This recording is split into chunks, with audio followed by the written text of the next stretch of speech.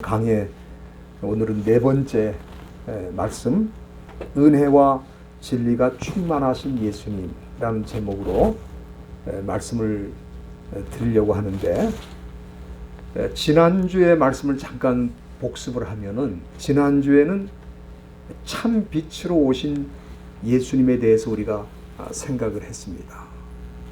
여기 빛이라고 하는 단어 앞에 참이라고 하는 형용사가 붙었어요. 그러니까 이 세상에는 가짜 빛도 많이 있다, 그런 뜻이 되겠습니다. 참 빛은 하나고 가짜 빛이 많다. 그래서 우리가 태양빛은 그래도 참빛이 아닌가 생각을 하는데, 이 참빛도 참빛이 아니기 때문에 태양빛도 언젠가는 사라지게 되는 거죠. 주님 다시 오실 때 그 태양도 빛을 잃는다, 그렇게 말씀하셨습니다. 그런데 그 태양빛마저 사라질 때 참빛이신 예수님께서 이 세상에 오신다. 그런데 사도 요한은 오늘 그 요한복음 1장에서 이미 그 빛이 나타났다, 그렇게 말씀하고 있습니다. 9절 말씀에 참빛 곧 세상에 와서 사람에게 비치는 빛이 있었다 그랬어요. 문제는 세상에 그를 알지 못했고, 심지어 그를 기다리고 있던 유대인들도 참빛으로 오신 예수님을 알아보지 못하고 영접하지 못했다. 그런데 영접하는 사람들도 있었어요. 여기 요한복음 1장 14절에 보면은 영접하는 자 곧 그 이름을 믿는 자들은 그랬습니다. 이미 예수님을 영접하고 그 이름을 믿는 사람들도 있었다, 이 말. 그런데 이렇게 참빛 되신 예수님을 영접하는 사람은 영적인 신분, spiritual status가, 영적인 신분이 달라지는데, 마귀의 아들이었다가 하나님의 아들이 되는 영적 신분을 갖게 된다. 그래서 우리는 장차 하나님의 아들이 되는 게 아니고 이미 예수를 영접하는 순간부터 하나님의 자녀가 되었기 때문에 우리가 이 세상에 사는 동안에도 하나님의 자녀다운 삶을 살아야 된다. 그래서 그 하나님의 자녀다운 삶 두 가지 말씀을 드렸습니다. 첫째는 뭐라 그랬습니까? 의를 행하는 것이다. 의라고 하는 것은 하나님의 선하신 뜻을 행하는 것이다. 그러니까 우리가 이 땅에 살아서 일도 하고 또 가정을 이루기도 하고 내게 맡겨진 여러 가지 일을 하는데, 그 일을 하는 이유가 뭐냐면 하나님의 선하신 뜻을 이루기 위해서 하는 것이다. 그것이 세상 사람들과 우리가 본질적으로 다른 점이죠. 두 번째는 우리 하나님의 자녀들은 형제를 사랑하면서 산다 그랬어요. 여러분들, 마귀가 못하는 게 많아요. 마귀가 할 수 있는 것도 많지만 못하는 것도 많아요. 근데 그 못하는 것 중에 두 가지가 하나님의 뜻을 이루는 것을 못하고 또 사람을 사랑하는 걸 못하는 거죠. 그러나 저와 여러분들은 하나님의 자녀가 되었기 때문에 이제는 하나님의 기쁘신 뜻을 행하며 살게 된 줄로 믿습니다. 그리고 형제를 진심으로 사랑하면서 살 수 있는 그런 사람들이 다 되신 줄로 믿습니다. 우리 남은 생애를 그렇게 사시다가 주 앞에 설 수 있기를 간절히 바라고, 오늘 이 본문 말씀은 사도 요한이 예수님이 어떤 분인지를 보여주고 있는 것입니다. 예수님이 어떤 분인가? 많은 사람들이 예수님을 아는 것 같이 말합니다. 뭐 예수가 어떤 분이다, 이런 분이다, 저런 분이다, 설명들을 많이 해요. 그러나 저는 그렇게 생각합니다. 예수님이 정말 어떤 분인지, 그리고 왜 오셨는지, 이 질문에 대해서 정확하게 답을 할 수 있다면 그 사람은 이미 인생을 성공한 사람이다. 왜? 그렇게 살지 못하는 사람이 더 많기 때문에 그래요. 이 지구상에 80억 인구 가까이 살고 있는데 그 중에 얼마나 정말 예수님이 어떤 분이며 왜 오셨는지를 잘 이해하면서 그 믿음으로 살고 있는가, 그런 생각이 듭니다. 사실 우리가 오늘 읽은 이 본문은 매우 어려운 말씀입니다. 그 깊이를 알 수 없을 정도로 아주 깊은 호수와 같은 그런 말씀인데, 오늘 이 아침에 성령이 오셔서 우리를 이 말씀의 세계로 깊숙이 인도해 주심으로 이 말씀을 잘 이해하고, 그래서 우리가 예수님이 어떤 분인지 왜 오셨는지 확실히 이해하고 그 믿음으로 사는 귀한 역사가 있기를 간절히 바랍니다. 오늘 이 본문 말씀은 우선 우리 예수님께서 선제하는 분이다, pre-existence라고 말씀드렸죠. 지난번에도 말씀을 잠깐 드렸습니다만은 오늘 본문 15절 중간에 보면 세례 요한이 예수님에 대해서 증거하면서 뭐라고 말합니까? 내 뒤에 오시는 분인데 나보다 앞서 있다, 나보다 먼저 계신다 그랬어요. 우리가 일반적으로 내 뒤에 오는 사람을 후배라고 그러죠. 후배. 인생 후배도 있고 직장 후배도 있고 학교 후배도 있고, 내 뒤를 따라오는 사람, 내 뒤에 이어서 오는 사람을 후배라고 그러는데, 여기 세례 요한이 예수님보다 6개월 먼저 왔으니까 예수님이 후배라 이 말이에요. 세례 요한의 후배. 그런데 세례 요한이 뭐라고 말씀합니까? 예? 내 뒤에 오시는데 나보다 앞섰다 그랬어요. 그런데 왜 나보다 앞섰느냐? 나보다 먼저 계셨기 때문에 나보다 앞섰다, 그렇게 말씀하고 있는 거예요. 근데 우리가 이 정확하게 말씀드리면은 단지 이 세례 요한보다 앞선 분이 아니고 모든 것보다 앞선 분이고, 그렇죠? 이 세상 모든 존재보다 앞선 분이 예수님이다 이거예요. 그거를 지금 고백하고 있는 것입니다. 그러면은 우리 예수님이 어느 정도로 앞서 있는 것인가? 본문 우리가 요한복음 1장 1절에 보면은 태초부터 계신 분이다. 더 정확하게는 태초 이전에 영원전부터 계신 분이다. 그래서 이 세상에 아무것도 존재하지 않을 때 하나님과 함께 계셨고, 그렇기 때문에 모든 만물의 파운데이션, 기초가 되는 분이다. 우리가 이 세상에 존재하게 된 것도, 또 만물이 존재하게 된 것도 다 그 원인이 뭔가? 요한복음 1장 3절에 보면은 만물이 그로 말미암아 지은 바 되었다. 그렇기 때문에 저와 여러분들은 우리 주님이 지으신 주님의 피조물입니다. 그래서 세례 요한이 나보다 앞섰다, 그렇게 말씀하는 거예요.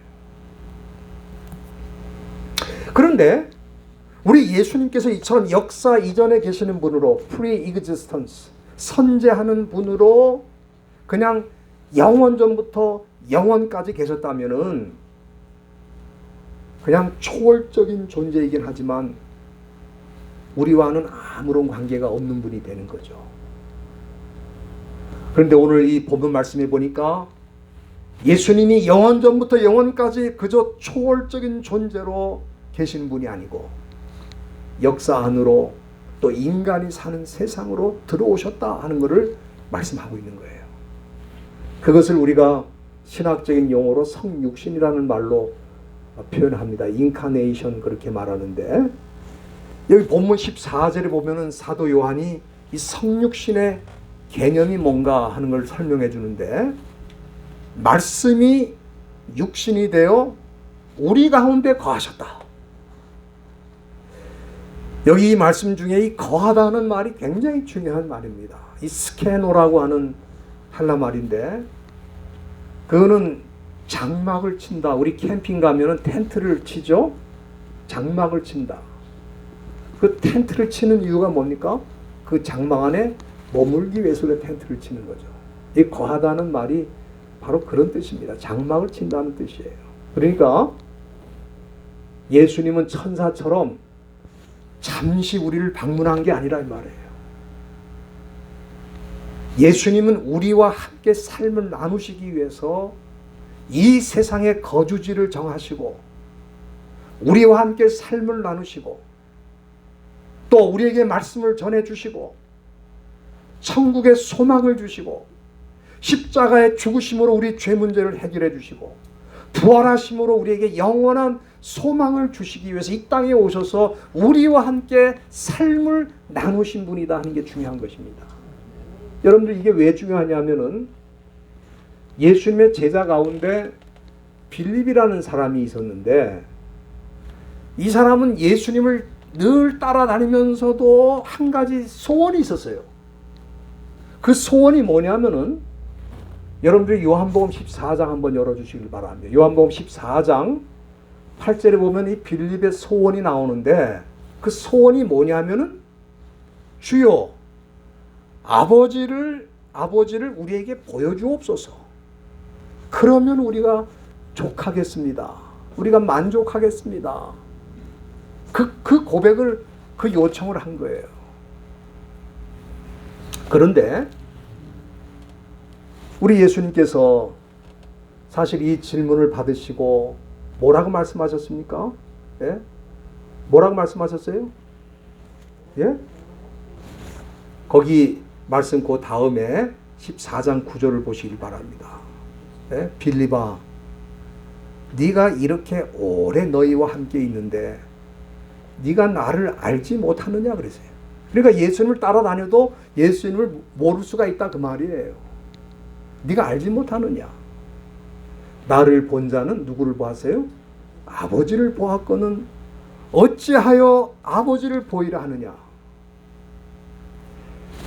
사실 이 빌립의 요청은 그가 만일 구약시대에 살았다면 그건 바로 죽음을 당하는 요청을 한 겁니다. 왜냐하면 출애굽기 33장 20절에 보면은 하나님께서 모세에게 하신 말씀이 뭐라고 하냐면은 네가 내 얼굴을 보지 못하리니 나를 보고 살 자가 없다 그랬어요. 그러니까 구약시대 하나님의 모습을 보고 살 자가 없다 그랬어요. 그러니까 빌립이 아버지를 보여달라고 하는 것은 사실은 죽음의 길로 가는 거예요. 구약시대 같았으면. 예? 그러니까 우리가 이 구약성경을 읽어보면은 마치 구약시대에 하나님을 본 사람이 많은 것 같이 생각하는데 하나님을 본 사람이 없어요. 구약시대에. 그러면 뭘 봤느냐?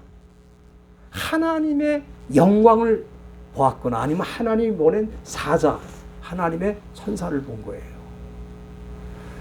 그래서 출애굽기 33장 18절에 보면은 모세도 기도할 때 뭐라고 기도하냐면은 원컨대 주의 영광을 내게 보이소서. 주님의 얼굴이 아니고 주의 영광을 내게 보이소서 그랬어요. 그러니까 구약시대 하나님 본 사람 있어요? 없어요? 없어요. 왜? 죽음을 당하니까. 그 대신에 하나님의 영광을 보고 하나님의 현현 또는 하나님이 보내신 사자를 본 거예요. 그런데 빌립이 주여 아버지를 우리에게 보여주옵소서 지금 그렇게 요청하고 있는 거예요. 그때 우리 예수님이 나를 본 자는 누구를 본 거예요? 아버지를 보았거늘 어찌 아버지를 보이라 하느냐 그렇게 말씀하셨어요. 요한복음 10장 36절인가요? 요한복음 10장 30절인 것 같은데 요한복음 10장 30절일 겁니다. 거기 보면은 예수님께서 나와 아버지는 하나라 그러세요. 하나. 저는 이 말씀을 보면서 얼마나 감사한 마음이 생기는지요. 너무 놀라운 축복입니다. 왜냐하면은 하나님의 얼굴을 보면 우리가 죽음을 당하지만 아버지와 하나이신 예수님의 얼굴을 보면 죽는 게 아니고 오히려 사는 길이 열리고 하나님과 교제하는 길이 열린다 이 말이에요. 할렐루야. 그래서 예수님이 오신 거예요. 그것이 놀라운 사건입니다. 예수님은 우리가 언제나 바라볼 수 있는 하나님으로 우리 가운데 계신 거예요. 그래서 오늘 본문 18절에 본문으로 돌아가서 18절에 보면은 뭐라고 말씀했습니까? 사도 요한이 본래 하나님을 본 사람이 있다 없다? 없다. 그런데 저와 여러분들은 어떻게 됐어요? 아버지의 품속에 있는 독생자 하나님이 나타내셨다. 이 아버지 품속에 있는 독생자가 누구죠? 예수님이죠. 예수님이 하나님을 나타내 보이셨다 그랬어요. 그래서 예수님이 오신 거예요. 얼마나 감사한지 모릅니다. 그렇다면은 조금 더 구체적으로 예수님이 이 세상에 오신 게 왜 중요한가? 왜 중요한가?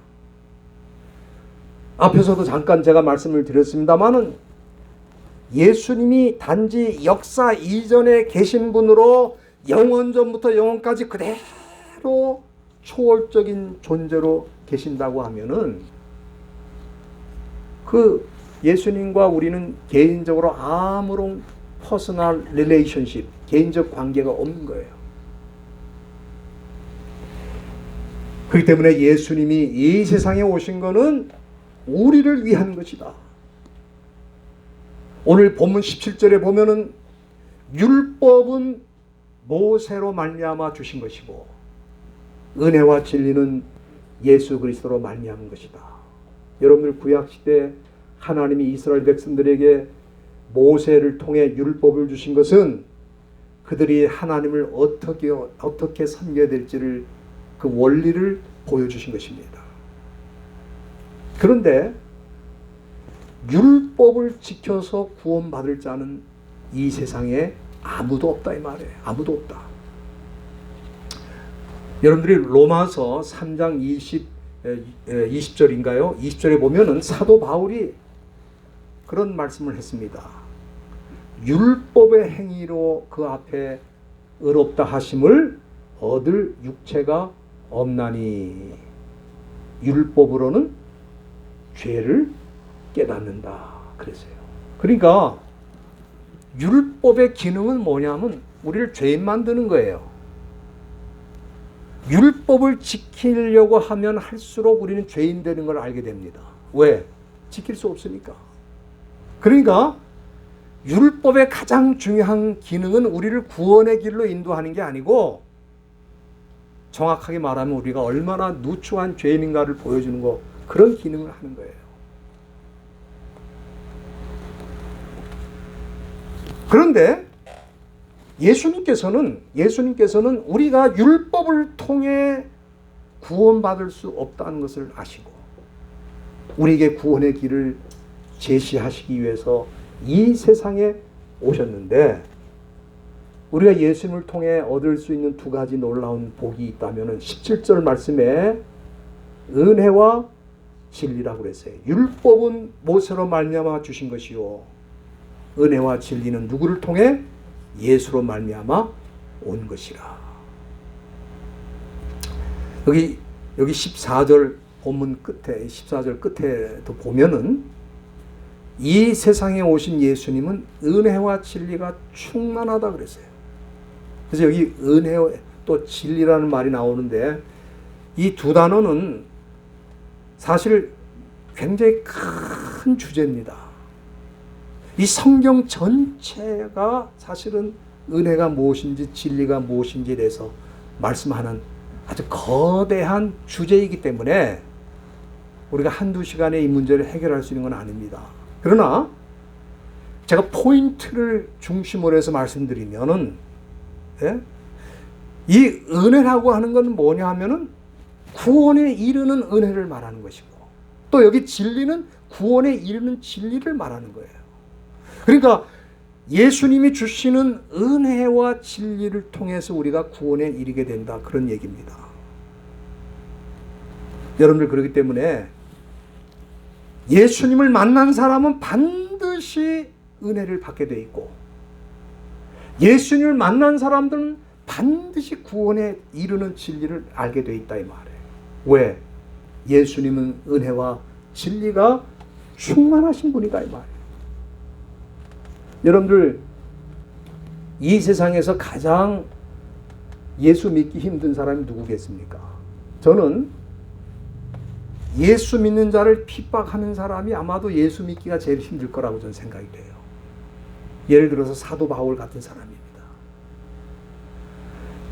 사도 바울은 자기의 이력서, 자기가 어떤 사람인지를 소개하는 글을 디모데전서 1장 12절에 기록을 하고 있는데, 그 디모데전서 1장 12절 여러분들 한번 보세요. 자기를 어떻게 소개하는지. 자기는 이전에는 예수 믿기 전에는 회방자고, 이 회방자라는 말은 하나님을 모독하는 자다, 예수님을 모독하는 자다, 그런 뜻입니다. blasphemer라고 그러죠. 영어로 blasphem이라고 그러는데 모독하는 걸 말하는 거예요. 핍박자, 그 다음에 포행자. 여러분 여기 안 좋은 말이 다 들어가 있잖아요.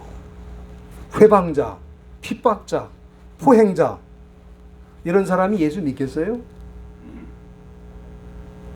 이런 사람이 예수 믿을 수 있겠습니까?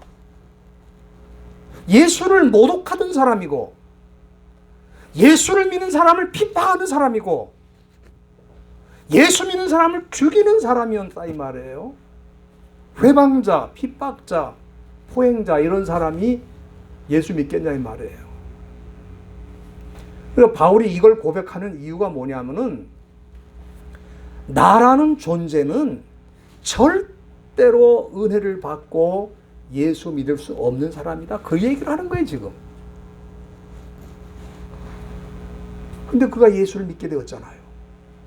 그러면은 그가 어떻게 해서 이렇게 악한 사람이 예수를 믿게 되었나? 예? 그 이유를 디모데전서 1장 14절에 바울이 직접 얘기를 하고 있어요. 바울이 뭐라고 얘기를 합니까? 거기서 디모데전서 1장 14절입니다. 거기 보면은 우리 주의 은혜가 그리스도 예수 안에 있는 믿음과 사랑과 함께 풍성하였도다. 주의 은혜가 풍성했다. 은혜와 진리가 우리 예수님에게는 은혜와 진리가 충만하다 이 말이에요. 그 넘치는 은혜를 받아서 바울과 같이 악한 인간이 변화를 받고 구원에 이르게 되었다 하는 것을 얘기하고 있어요. 저는 이 말씀을 보면서 무슨 생각이 드냐 하면은, 만일 사도 바울이 이렇게 변화를 받을 수 있었다면 이 세상에는 변화받지 못할 사람은 없다 이 말이에요. 왜? 바울처럼 악한 사람이 어딨냐 이 말이에요.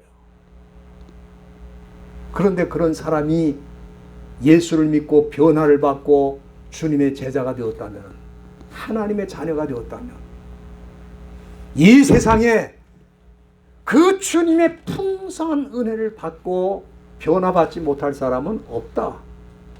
등 그 결론을 내리게 됐습니다. 저와 여러분들도 비록 악하고 누추한 사람들이지만 주님의 풍성한 은혜로 인해서 이 자리에 있는 줄로 믿습니다. 예? 오늘 본문으로 한번 돌아와서 14절 끝에 보세요. 사도 요한이 예수님에 대해서 뭐라고 증거합니까? 은혜와 진리가 충만했다 이 말이에요. 여기 16절에도 비슷한 표현이 나와 있는데 16절에는 뭐라 그랬어요? 우리가 다 그의 충만한 데서 받으니 은혜 위에 은혜라 그랬어요. 그런 풍성한 은혜 가닥에 저와 여러분들이 이 자리에 있게 된 것이고, 사도 바울도 그런 은혜를 받았기 때문에 주님의 나라를 위해 평생 일하는 사람이 되온 줄로 저는 그렇게 믿습니다. 네. 저는 살면서 개인적으로 감사한 제목이 참 많습니다. 생각해 보니 하나님의 은혜가 아닌 부분이 하나도 없더라고요. 근데 그 중에서 제가 생각하는 가장 큰 은혜는 뭐냐면은 예수님이 이 세상에 오신 거예요.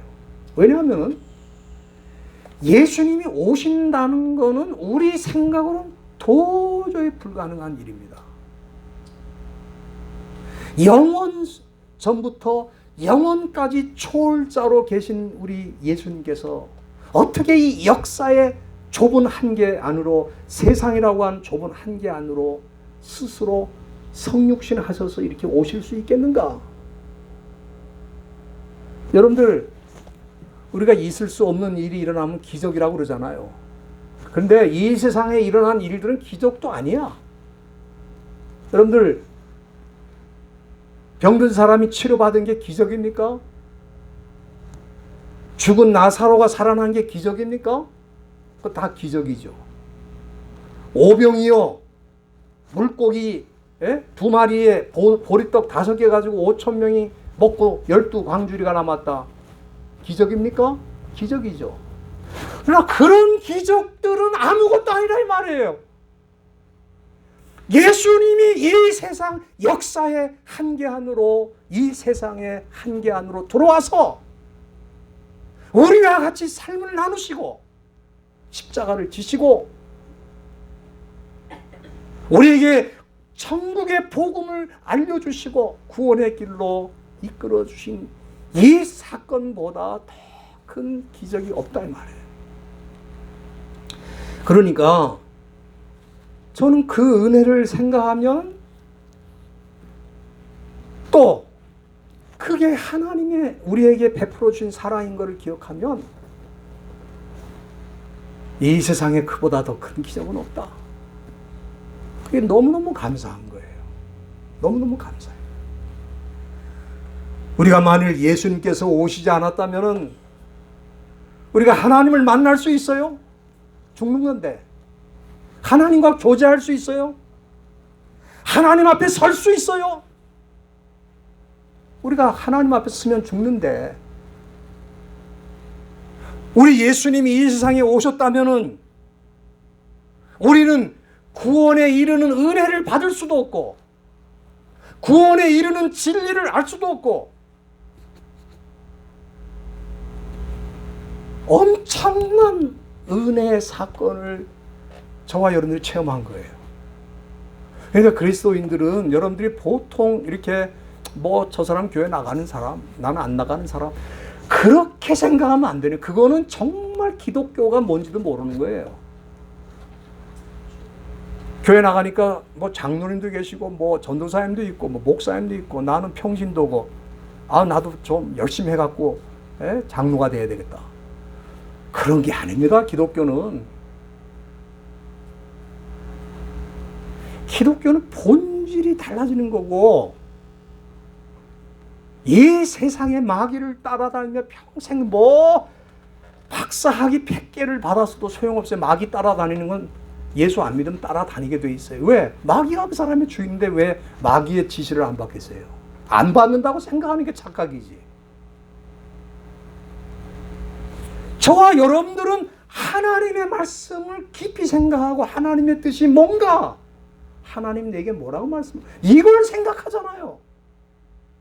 차원이 완전히 다른 삶을 알고 있어요. 그 차원이 왜 달라졌느냐? 예수님이 이 세상의 역사 한계 안으로 인간 세상 한계 안으로 들어오셔서 우리와 삶을 나누시며 함께 하셨기 때문에 그 길이 열렸다 이 말이에요.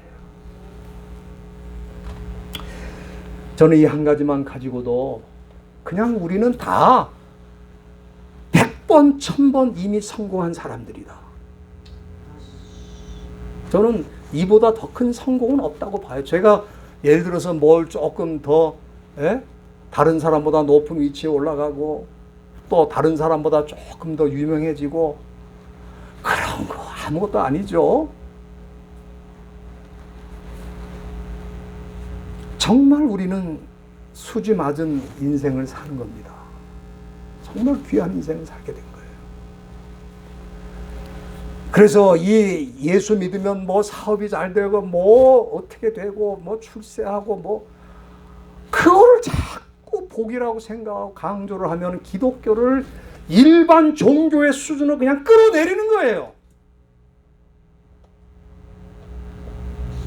우리는 그렇게 막 그런 걸 사모하고 그렇게 안 해도 하나님이 우리에게 필요할 때 다 주시고 허락해 주시기 때문에 너무 높아질 것도 없고 너무 많이 가질 것도 없어요. 왜? 우리 하나님이 우리에게 적절하게 은혜를 주시는 거기 때문에 그냥 감사하시면 되는 거예요. 그리고 진짜 감사해야 되는 거는 내가 하나님의 자녀가 돼서 이 놀라운 진리를 이해하고 내 것으로 받아들여서 살고 있구나. 엄청난 가치입니다. 이건 엄청난 이거는 제가 아무리 뭐 입으로 설명을 해도 내가 다 설명할 수가 없어요. 그 놀라운 가치를. 그러니까 사도 요한은 뭐라고 말합니까?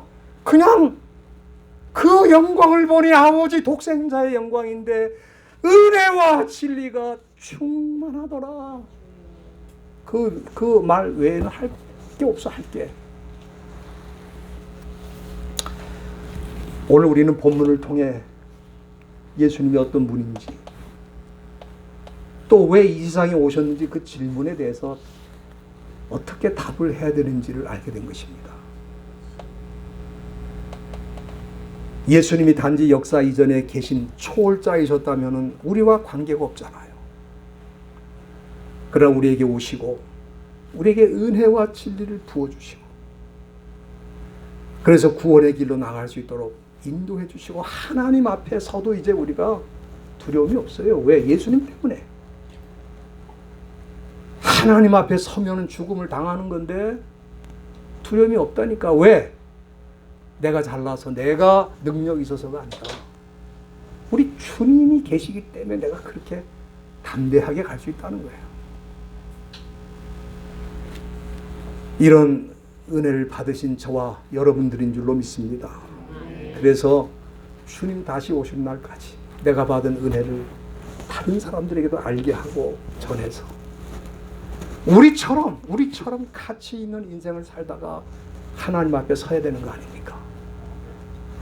그런 사명을 잘 감당하시기를 주님의 이름으로 부탁드립니다.